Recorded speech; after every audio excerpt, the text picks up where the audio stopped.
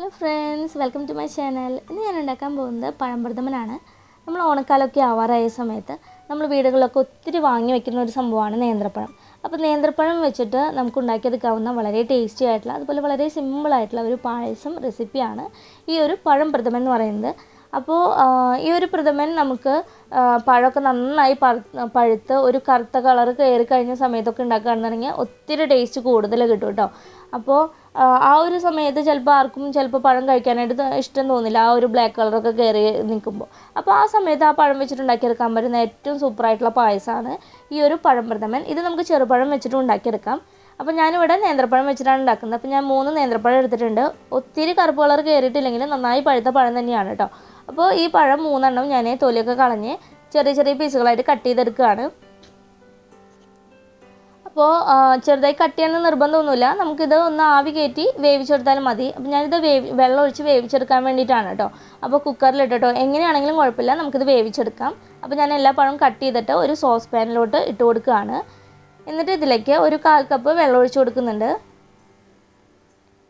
ഇനി മൂടി വെച്ച് ഒന്ന് ഇളക്കി കൊടുത്തിട്ട് മൂടി വെച്ച് ലോ ഫ്ലെയിമിൽ തീ വെച്ചതിന് ശേഷം ഇത് നന്നായി ഒന്ന് വേവിച്ചെടുക്കാം. പഴമൊക്കെ നല്ലതുപോലെ ഒന്ന് വെന്തുടയുന്നത് വരെ നമുക്ക് വേവിച്ചെടുക്കണം. അങ്ങനെ നമ്മുടെ പഴമൊക്കെ നന്നായിട്ട് വെന്ത് വന്നിട്ടുണ്ട്.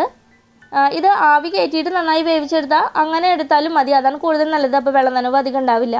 ഇനി അത് തണുക്കാനായിട്ട് വെക്കാം. അതിനുശേഷം നമുക്ക് ഒരു 250 ഗ്രാം ശർക്കര ഗ്രേറ്റ് ചെയ്തിട്ട് ഞാൻ ഒരു സോസ് പാനിലോട്ട് ഇട്ട് കൊടുക്കുന്നുണ്ട്. പിന്നെ ഒരു 1/4 കപ്പ് വെള്ളം കൂടി ഒഴിച്ച് ഇതൊന്ന് മെൽറ്റ് ചെയ്തെടുക്കുകയാണ്. അപ്പോൾ നമ്മുടെ പ്രഥമനിലേക്കുള്ള ശർക്കരപ്പാനി ഉണ്ടാക്കിയെടുക്കാനാണ്. അപ്പോൾ ഇത് നന്നായിട്ട് മെൽറ്റായി വന്നിട്ടുണ്ട്. ഇനി അതവിടെ ഇരിക്കട്ടെ. ഇനി നമുക്ക് തണുക്കാനായി വെച്ചിട്ടുണ്ടായിരുന്ന പഴമൊക്കെ നന്നായി തണുത്ത് വന്നിട്ടുണ്ട്. പഴവും ആ വെള്ളമൊക്കെ നന്നായി തണുത്ത് വന്നിട്ടുണ്ട്. അപ്പോൾ അത് മുഴുവനായിട്ടും മിക്സിയുടെ ജാറിലോട്ട് ഇട്ട് കൊടുക്കുക. എന്നിട്ട് നല്ല ഫൈനായിട്ട് നമുക്ക് അടിച്ചെടുക്കാം. അപ്പോൾ പഴം പ്രഥമനിൽ നമുക്ക് കഴിക്കുമ്പോൾ ചെറിയ ചെറിയ കഷ്ണങ്ങൾ കിട്ടുന്നത് ഇഷ്ടമാണെന്നുണ്ടെങ്കിൽ ഇത്തിരി ഇതുപോലെ ഫൈനായിട്ട് അരയ്ക്കണമെന്നില്ല, കുറച്ച് കഷ്ണങ്ങളാക്കിയിട്ട് നമുക്ക് കട്ട് ചെയ്തിട്ട് അതിലേക്ക് ഇട്ട് കൊടുക്കാം. അതിനുശേഷം ഒരു വലിയൊരു പാത്രം എടുത്ത് അതിലേക്ക് 1 ടേബിൾ സ്പൂൺ നെയ്യും അതുപോലെ അരച്ച് വെച്ചിട്ടുള്ള പഴത്തിൻ്റെ മിക്സും പിന്നെ നമ്മൾ മെൽറ്റ് ചെയ്ത് വെച്ചിട്ടുള്ള ശർക്കരപ്പാനി ഉണ്ടല്ലോ അത് അരിച്ച് കൂടി ഒഴിച്ചു കൊടുക്കുക. ഇത്രയായി കഴിഞ്ഞിട്ട് നമുക്ക് മീഡിയം ഫ്ലെയിമിലിട്ട് തീ വെച്ചതിന് ശേഷം നന്നായി ഇളക്കി കൊടുത്തിട്ട് ശർക്കരപ്പാനിയും അതുപോലെ ആ ഒരു പഴത്തിൻ്റെ മിക്സൊക്കെ നന്നായി യോജിപ്പിച്ച് അതൊന്ന് കുറുക്കിയെടുക്കണം. അപ്പോൾ അതിൻ്റെ കളറൊക്കെ ഇതുപോലെ ചേഞ്ചായി നന്നായി ഒന്ന് കുറുകി വരണം, അതിൻ്റെ വെള്ളമൊക്കെ വറ്റി വരണം. ആ സമയത്ത് അതിലേക്ക് നാളികേരപ്പാൽ 2ാം പാലാണ്, 1ാം പാൽ മാറ്റി വെച്ചിട്ട് 2ാം പാൽ 2 കപ്പ് ഞാനിതിലേക്ക് ഒഴിച്ചു കൊടുക്കുന്നുണ്ട്. എന്നിട്ട് നന്നായി ഇളക്കി കൊടുത്തുകൊണ്ടിരിക്കുക. നല്ല കട്ടിക്ക് നമുക്ക് പായസം വേണമെന്നുണ്ടെങ്കിൽ ഈ 2ാം പാൽ ഒഴിച്ചതിന് ശേഷം നല്ലതുപോലെ കുറുക്കിയെടുക്കണം. അതിനുശേഷം അതിലേക്ക് 1 ടീസ്പൂൺ ഏലക്കായും അതുപോലെ പഞ്ചസാരയും കൂടി പൊടിച്ച പൊടിയും പിന്നെന്താ ചുക്കുപൊടിയും ചേർത്ത് നന്നായി മിക്സ് ചെയ്ത് കൊടുക്കുക. നന്നായി കുറുകി വന്നതിന് ശേഷം അതിലേക്ക് 1ാം പാൽ, നാളികേരത്തിൻ്റെ 1ാം പാൽ ഒഴിച്ചു കൊടുക്കുക. ഇനി നമുക്കിത് തിളപ്പിക്കാൻ പാടില്ല, ജസ്റ്റ് അതൊന്ന് ചൂടായി വരാനേ പാടുള്ളൂ. അപ്പോൾ അതിലേക്ക് കുറച്ചുകൂടി ചുക്കിൻ്റെ പൊടി ഇട്ട് നന്നായി ഒന്ന് ഇളക്കി കൊടുത്ത് തീ ഓഫ് ചെയ്ത് വെക്കാം.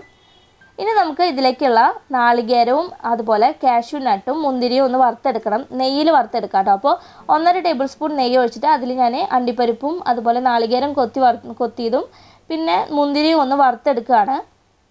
ഇനി നമ്മുടെ പായസത്തിലോട്ട് ഈ വറുത്ത് വെച്ച മുന്തിരിയും കാഷ്നട്ടും അതുപോലെ നാളികേരവും നെയ്യും ഒക്കെ അതിലേക്ക് ഒഴിച്ചു കൊടുക്കുക.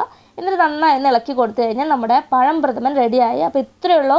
അപ്പോൾ നിങ്ങൾക്ക് പായസത്തിൽ കുറച്ച് കൂടുതൽ നാളികേരക്കൊത്ത് വറുത്തിടുകയാണെന്നുണ്ടെങ്കിൽ നല്ല ടേസ്റ്റാണ് കഴിക്കാനായിട്ട്, ഇടയ്ക്ക് ഇങ്ങനെ കടിക്കാനൊക്കെ കിട്ടാനായിട്ട് നല്ല ടേസ്റ്റാണ്. അപ്പോൾ നിങ്ങൾ ട്രൈ ചെയ്ത് നോക്കുക, വളരെ എളുപ്പമാണ് ഈ ഒരു പായസം ഉണ്ടാക്കിയെടുക്കാനായിട്ട്. പിന്നെ തണുത്ത് കഴിയുമ്പോൾ അത്യാവശ്യം നല്ലൊരു കട്ടി വരും കേട്ടോ. കണ്ടില്ലേ, അത്യാവശ്യം നല്ല കട്ടിയൊക്കെ ആയിട്ടുണ്ട് നമ്മുടെ പായസം. അപ്പോൾ വളരെ ടേസ്റ്റി ആയിട്ടുള്ള ഈ ഒരു പായസം റെസിപ്പി നിങ്ങൾക്ക് എല്ലാവർക്കും ഇഷ്ടമായെന്ന് വിചാരിക്കുന്നു. വീഡിയോ ഇഷ്ടമായെങ്കിൽ നിങ്ങൾ ലൈക്ക് ചെയ്യാനും ഷെയർ ചെയ്യാനും കമൻറ്റ് ചെയ്യാനും മറക്കരുത്. അതുപോലെ ഓണത്തിന് നിങ്ങൾ എന്തായാലും ഈ ഒരു പായസം ട്രൈ ചെയ്ത് നോക്കുക. എൻ്റെ ചാനൽ ഇതുവരെ സബ്സ്ക്രൈബ് ചെയ്തിട്ടില്ല എന്നുണ്ടെങ്കിൽ ഒന്ന് സബ്സ്ക്രൈബ് ചെയ്ത് സപ്പോർട്ട് ചെയ്യണേ. Thanks for watching.